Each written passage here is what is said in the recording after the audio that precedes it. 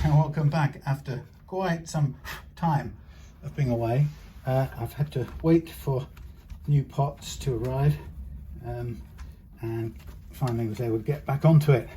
So here we are, ready to go. So we're going to refit the important stuff. We're going to string it up.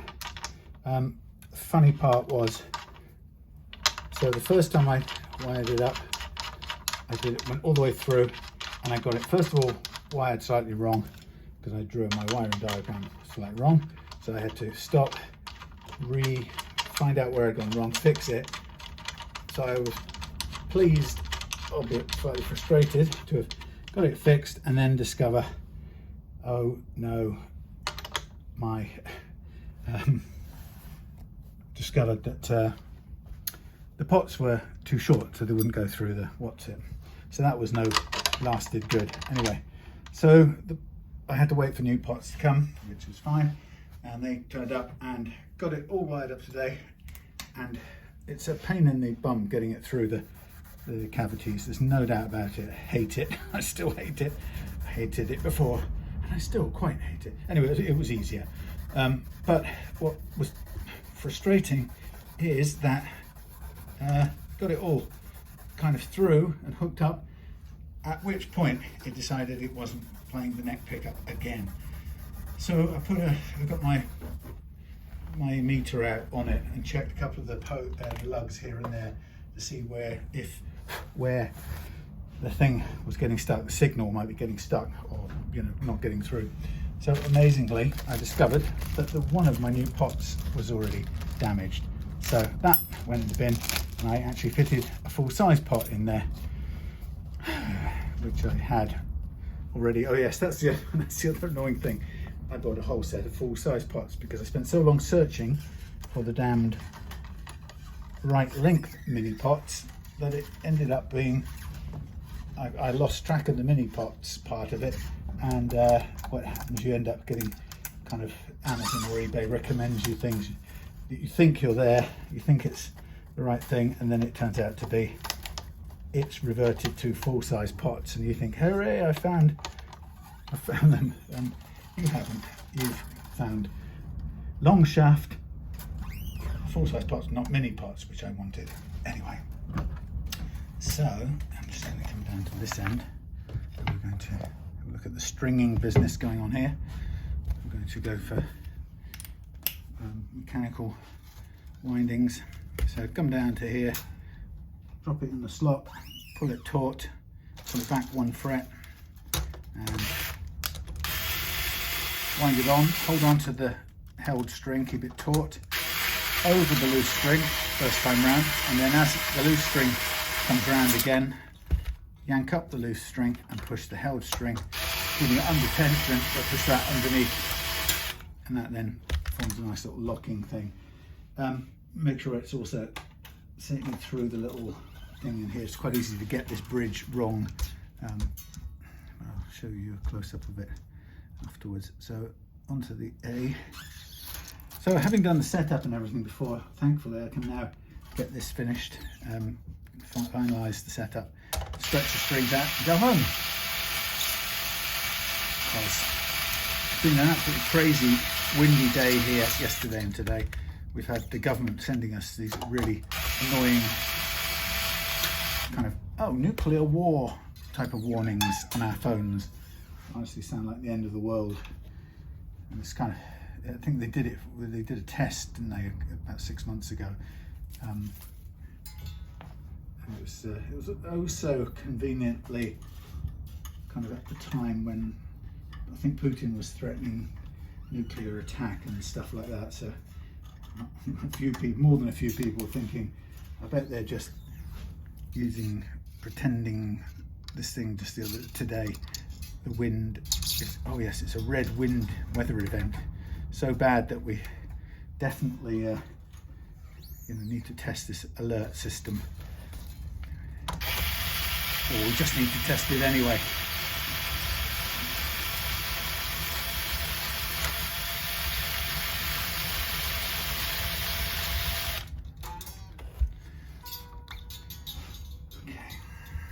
So I'll have to reset the action up here because it's not obviously where it was. It's been moved around whilst waiting to get this finished. Yeah, I think if you did rewiring hollow body guitars regularly, it wouldn't be such a distraught experience, horrifying experience, but it is pretty uncomfortable doing it. Takes a lot more than it right by rights ought to.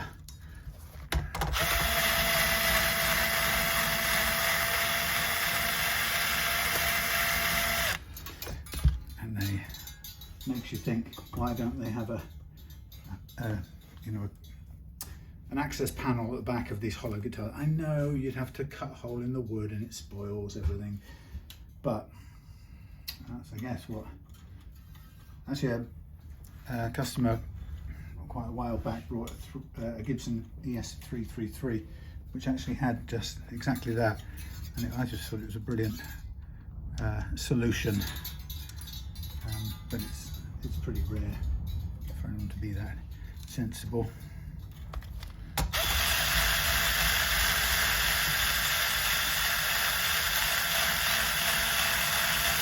So I'm glad to get this done, because more than anything I want it to go off under Greg's Christmas tree for his son, getting ready, a guitar shaped object under the tree for Christmas Day. So I was very confident I could do it before Christmas.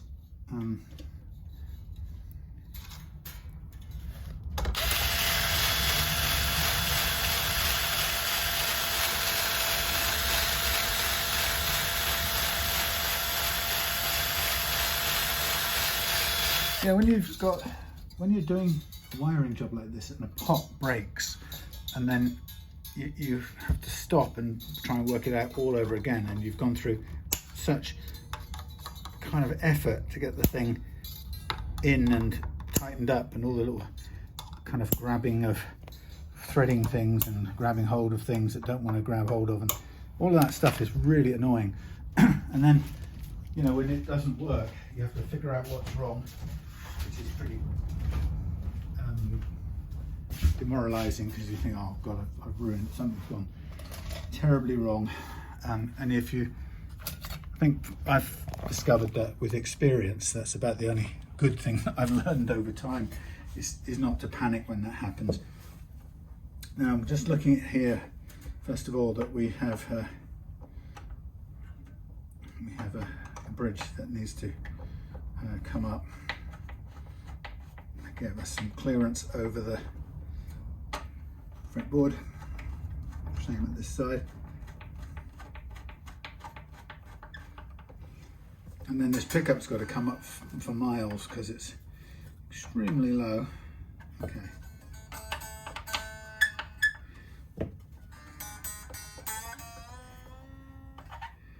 We want about 1.25 on here.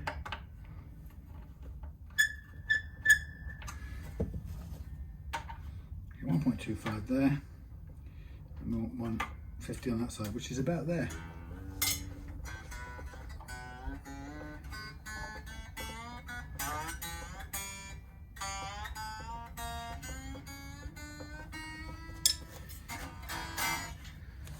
Okay, get me a tuning fork. Get this into tune.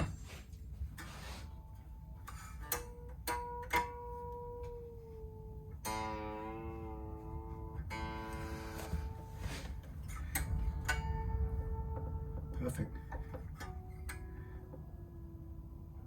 Not perfect.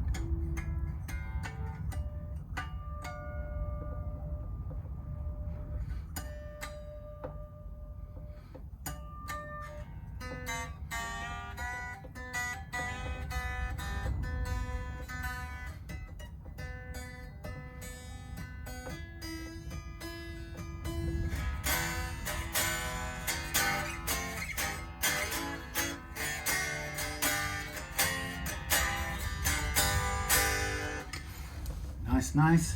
Now I'm going to bring up the pickup. Actually, it kind of looks, the way this is set up. This looks like it needs the actually needs the higher pickups around at the front rather than the back, but we shall see. It's typical that you typically put the thinner ring at the front, but on this sort of guitar it seems like it would almost prefer it the other way around. So we end up at a similar height here. There's quite a lot of adjustment available, and we don't want to go too far.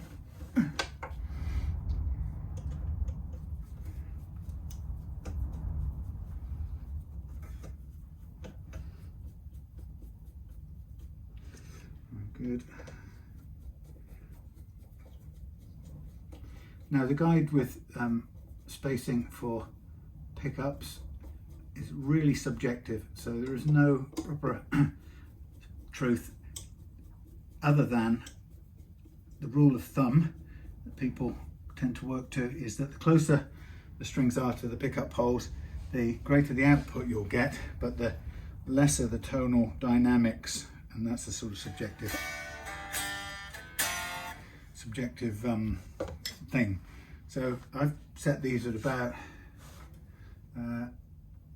3 millimeters on both, and you could go lower, and I recommend that you do experiment with going lower and seeing what the differences are and see how it affects the tone of the guitar, because you can only really figure it out by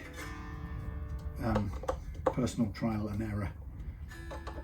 So anyway, so that's all close to being done. We've got some knobs here.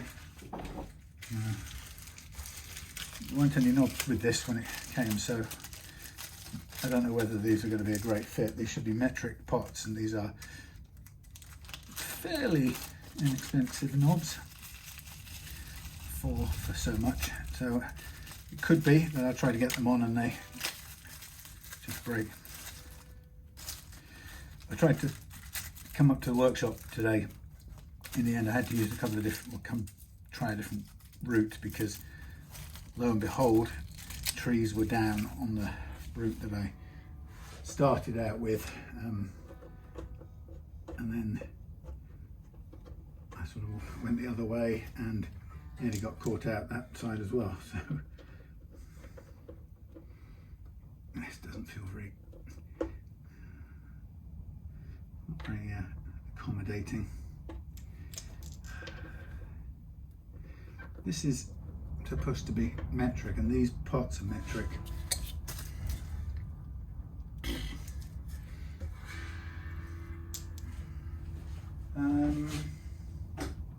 Let's see what we've got. I'm not happy with those types. They just don't feel good enough. We've got some silver ones here, which goes with the chrome. Let's see. The black ones, which are a bit more conventional. These are the standard, the mixture. There's some standard speed dial ones, and there's a couple of little witches hats that they've got. Some of them have got. We've got volume, tone. Oh, look at that. We've got a whole set. Let's see if they will. See if they'll fit better. I want them all closed off. Yeah, so I thought I was not going to make it up to the workshop tonight, but amazingly I did. Okay, I think that's a better option. Yeah, that's fairly conventional looking. Now, the problem is with these is they don't always have them with the letters in the same relationship. So you might get noughts there, but you won't necessarily get volume and volume lined up, which is a bit silly really, but sometimes they make sure they get it lined up. That's not a bad set of knobs for that guitar. It's fairly in keeping. I'll chuck these back in here, but not a great fan of them. Okay, look at that. fairly conventional Gibson style knobs. Okay, so the kind of one of the last important bits of this whole thing is stretching the strings out to give you good tuning stability. So we're going to do that now as a final act. So having tuned it up, oh, by the way, this is what I've done. I've put a plate on the edge here. It's a much more secure way of doing the jack rather than straight into the wood, the raw wood. Let's just a quick look at the relief. It's very flat. It's very easy to play as a result. It's flat and low, thanks to the fret leveling. Okay, so we've tuned up. Now what I do is I'm going to grab these strings, and as you can see, I'm stretching between thumb and forefinger, going up and down the neck or down the string. Excuse my scabby forehead. I haven't fallen over in a drunken stupor. I haven't been drinking for many years, or certainly had a couple of beers over the years, but I certainly don't drink the way I might have done many years ago. But so I haven't fallen over on a Christmas outing. It's actually some problem I've had from sun damage many years ago, which the doctor has given me some stuff, and he said it will make it look a lot worse before it gets better. So I thought that's nice.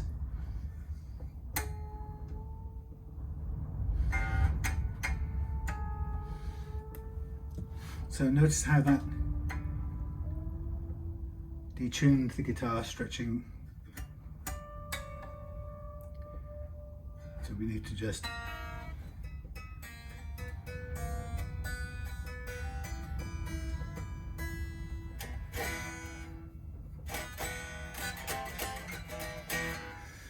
need to go back and tune it up again, and now we're going to stretch it again, and then probably recommend you do it 2 or 3 times, because as I've said many times on my videos, your tuning stability hasn't got anything to do with your tuners, believe it or not. They're very important for getting the guitar strings stretched up to the right note, and of course the more you spend on your tuners, the more precise the gearing might be and the better made they could be, and a more overall pleasant, luxurious experience you may have using the tuners. But they don't have any part in whether your guitar stays in tune or not. That has to do with what I'm doing now and the nut. So 50% the nut. If that isn't right, the guitar will go out of tune. And the other 50% is the unreleased slack in your strings, which is what we're doing now. Close. You have to get both of those things right.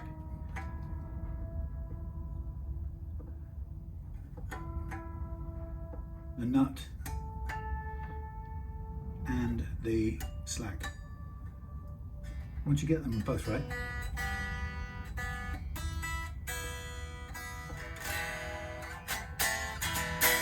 the guitar will go into tune beautifully, easily, and you will love to play it, and you'll want to get it off the peg and play it all the time. And that really is the secret to having a guitar that you do want to play, is making sure that it stays in tune. Like I said, no crazy weird magic. It's just practical. Get the right material for the nut, get the first fret action exactly right, and make sure the nut slots are perfectly friction free. So I do that by choosing to use Tusk, which is very good material for that. I also take a lot of time to cut the slots to give the perfect first fret playing action.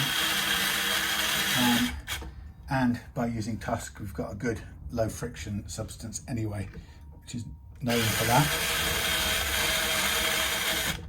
So there we are, there's our truss rod cover on there, which we don't have to take off. If you want to make an adjustment in future, you just open up the little door in there and you can make the truss rod adjustment. And there we are all done. We did the intonation before, so let's just do it by ear a minute. I'll just check it again. We might need to make a small adjustment.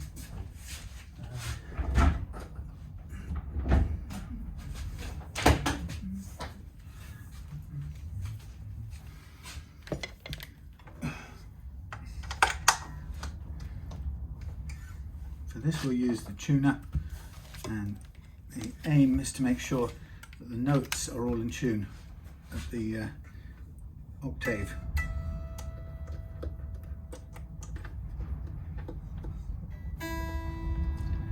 Please play, thank you.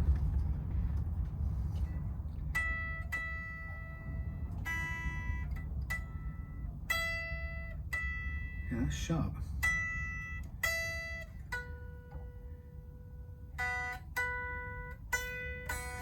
Okay, both of those are sharp. That means I have to send them backwards, push them away.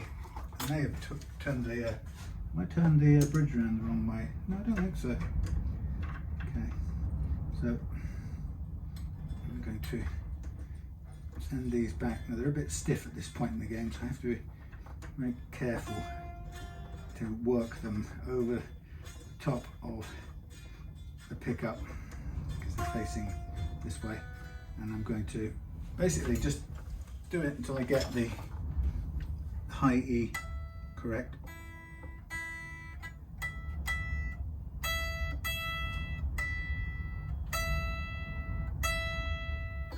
Which is pretty much right there. So now I'm going to use the high E's intonation as a guide or benchmark for the other ones. So the way we do it is we tune it using the pinged harmonic. So we tune the note to be, let's say, B in this case, and then we fret. Once we've tuned the pinged harmonic to be a nice B, then we fret the 12th fret. So the harmonic at the 12th, we tune it to a B, and then we fret that same B string at the 12th fret, and that note should be exactly the same as the pinged harmonic.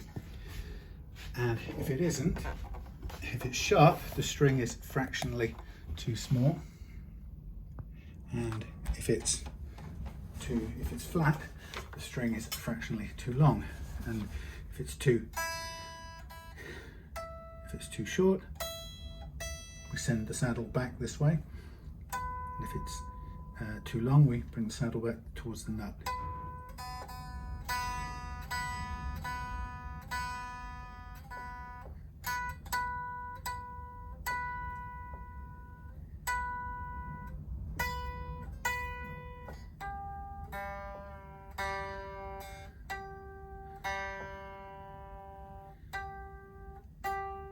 Yeah, spot on. Now I can do the other three based off of those. It's just easier to do it that way. And these are already being turned round, thankfully, so they are in the right direction to give me the amount of backwards movement I'm going to need to intonate this, so there's no problem. If you run out of intonation room on any of these two halves of the plain strings or the wound strings, you can take off and switch these blocks around so that the wedge shape part points forward or backwards, whichever gives you the most intonation room.